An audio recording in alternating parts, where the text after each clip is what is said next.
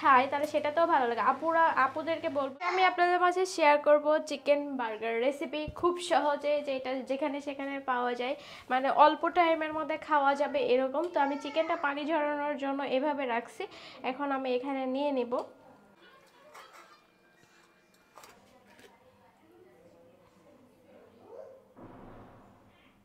প্রথমে আমি এখানে দিয়ে দিব 1 চামচ পরিমাণ সয়া সস, তারপরে এখানে দিয়ে দিব আদা বাটা, রসুন বাটা এবং 2 চামচ পরিমাণ টক দই। আপনাদের যদি টক দই হাতের কাছে না থাকে তাহলে আপনারা লেবুর রস ব্যবহার করবেন।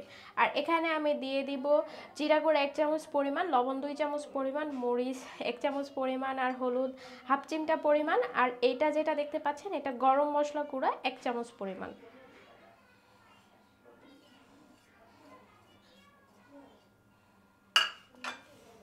এখন আমি ভালোভাবে চিকেনগুলোর সঙ্গে মিক্সড করে নিব। আর মিক্সড করা হয়ে গেলে আমি 5 থেকে 10 মিনিটের জন্য রেখে দিব।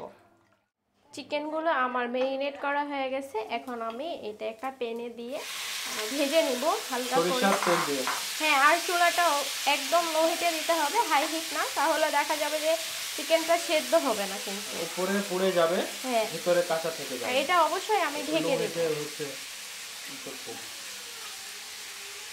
এখন ভেজে নেবা। হ্যাঁ,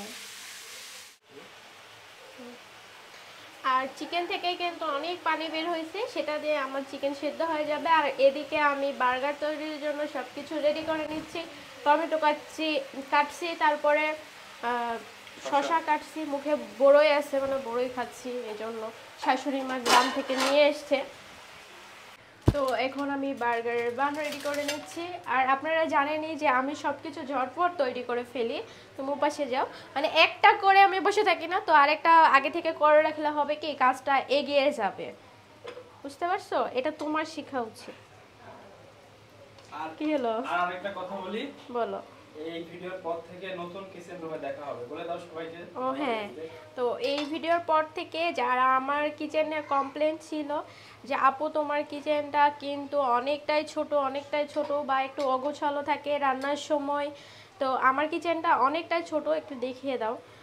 তো এত ছোট কিচেনে আসলে রান্না করা আমার একটু কষ্টকর হয়ে যায়। তার কারণ হলো টেবিলের উপর কোনো কিছু রাখতে পারি না। এখন যেহেতু বাসায় মায়েরা আসছে, তো মায়েরা একটু তানসিব বাবুকে রাখছে, এই জন্য টেবিলে অনেক কিছুই রাখা যাচ্ছে। তো নেক্সট ডে থেকে, মানে নেক্সট ভিডিও থেকে আপনারা বড় কিচেন রুমে ইনশাআল্লাহ দেখা হবে। হ্যাঁ, তো ও হচ্ছে মাঝখান দিয়ে কেটে নিচ্ছে বানটা। এইভাবে দেখিয়ে দাও একটু। দাঁড়াও, এই যে দেখে বুঝে নিতে হবে।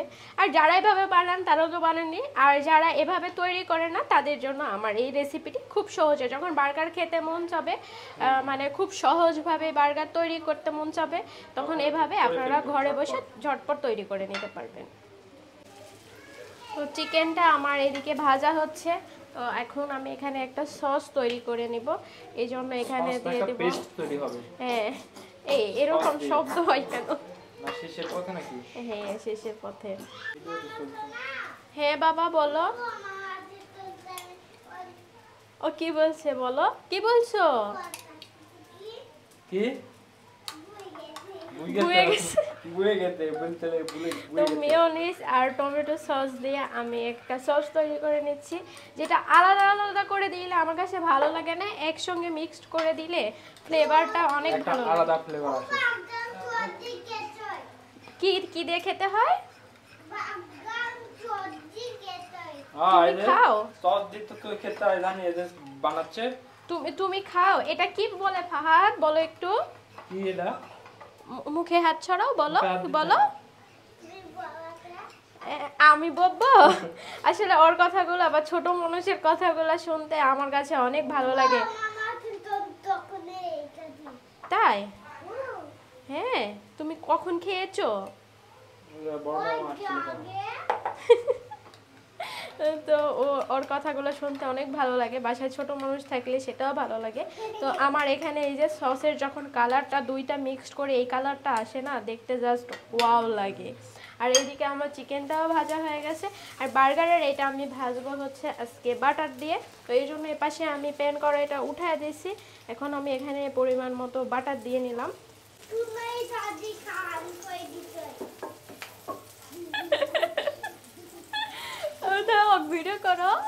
ক্যামেরা বন্ধ করছো কেন? করিনি তো। তো ওর কথাগুলা যারা যারা হ্যাঁ হ্যাঁ ঢালি দিবে তো, ওই যে সামিস দিয়ে দিবে তো মামা। না না তুমি পারবা পারবা না না যে যে? না না তুমি আমার কাজে সাহায্য করবে। একটু বান দিয়ে করে নিচ্ছে বানগুলা। হ্যাঁ বাটার দিয়ে হালকা করে একটু ভেজে নেব আমি। তো আমি এগুলা হালকা করে ভেজে নিয়েছি।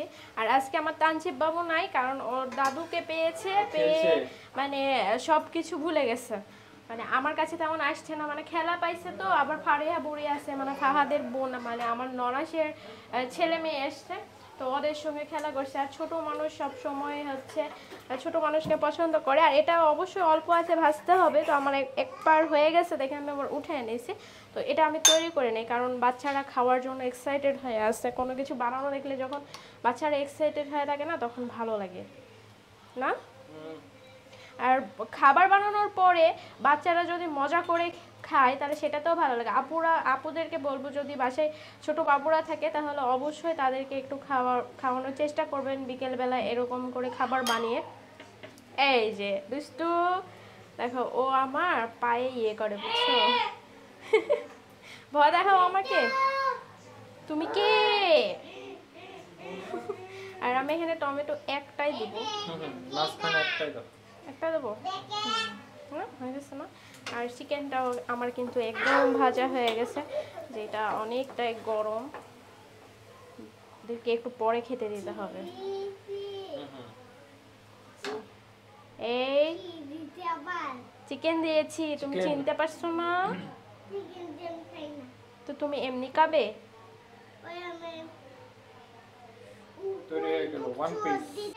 তো এগুলা আমার তৈরি করে নেওয়া হয়ে গেছে। এখন আমি কি করব, এটা একটু হালকা করে গরম করে নিব এই পাটটা, তাহলে একটু আপনারা চাইলে ওভেনেও গরম করে নিতে পারেন। হ্যাঁ ওভেনেও গরম করে নিতে পারেন। তো আমরা যেহেতু বাসাটা শিফট করব, তো সেক্ষেত্রে আর ওভেনে গেলাম না, এখান থেকেই এটা সেরে নেই। আরও আছে যেগুলো আমি একটু দেখাই। তো এগুলা আমি তৈরি করব সবার জন্য, যেন সবাই খেতে পারে। তো ফাইনালি আমার বার্গার রেসিপি ডান। আপনারা চাইলে খুব সহজে এভাবে তৈরি করতে পারেন। খুব শর্ট এবং সিম্পল ভিডিও আপনাদের মাঝে শেয়ার করলাম। আজকে এখানে বিদায় নিচ্ছি। আল্লাহ হাফেজ।